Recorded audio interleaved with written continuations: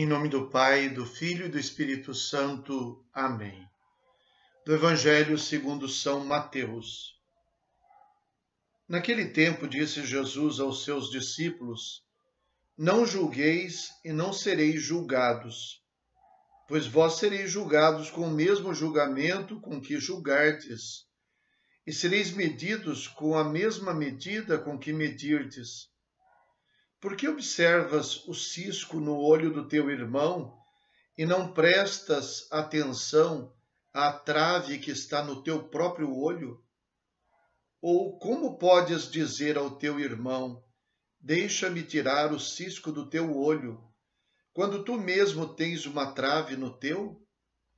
Hipócrita, tira primeiro a trave do teu próprio olho, e então enxergarás bem para tirar o cisco do olho do teu irmão.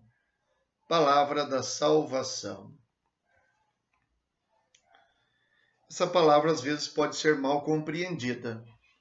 Não julgueis e não sereis julgados. Poderia parecer que então o ser humano deveria abrir mão do juízo, do raciocínio, da sua capacidade de avaliar as situações, as atitudes e não dizer nada. Isso parece estar muito longe do pensamento de Jesus. Também poderia servir esta palavra que nós ouvimos como um pretexto para a omissão. Eu não julgo porque não quero ser julgado. Então eu sou indiferente, tudo pode acontecer à minha volta, mas eu não sou o responsável por julgar as coisas. A questão está, parece, em que Jesus chama a atenção para aqueles que se colocam na cadeira de juízes como se fossem perfeitos, como se fossem neutros, como se fossem capazes de julgar os outros a partir de si mesmos. Parece ser este o problema.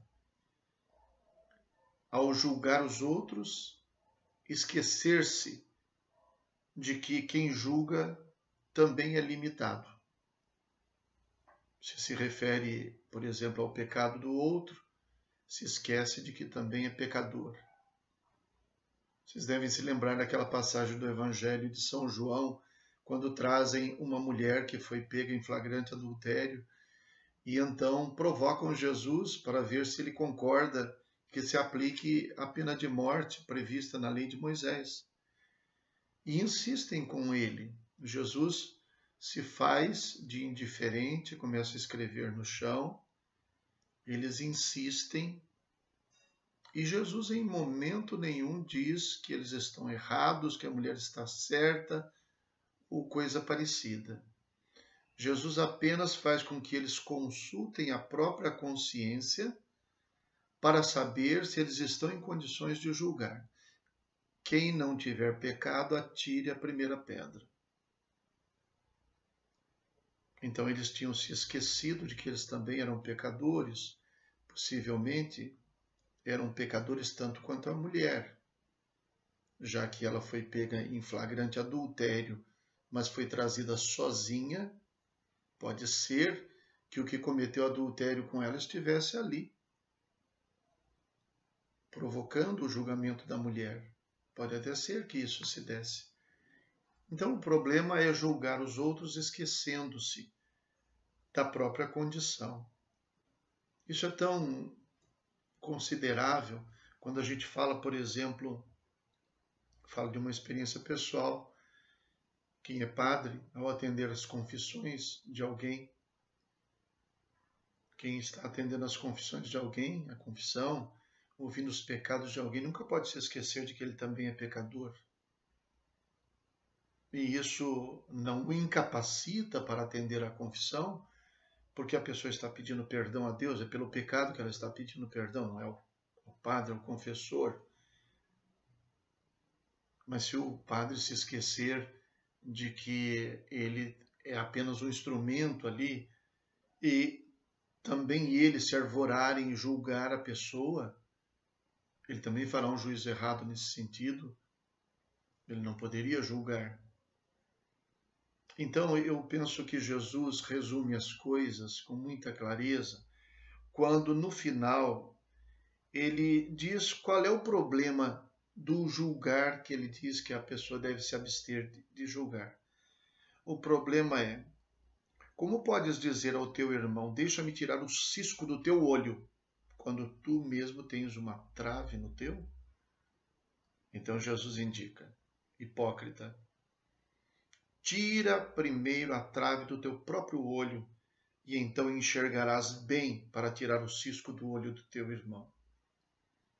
Nós precisamos julgar as pessoas, as situações, não julgar no sentido de condenar, mas a gente exercita a nossa capacidade, nosso juízo, a nossa capacidade de julgar. Isso é necessário.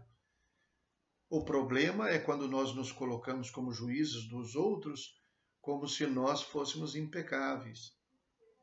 E então ele diz: procura tirar a trave do teu olho para ajudar o irmão a tirar o cisco do olho dele. Por isso, quando a gente precisar julgar alguém ou alguma atitude que é mais própria, é necessário que a gente nunca julgue como se a gente fosse o perfeito. Mas ao julgar as situações, a gente pode julgar como quem sabe que nós somos feitos do mesmo barro.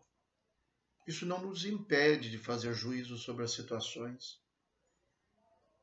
Eu posso dizer por um jovem, por exemplo: olha, esse caminho que você está tomando está errado, você não deve fazer isso.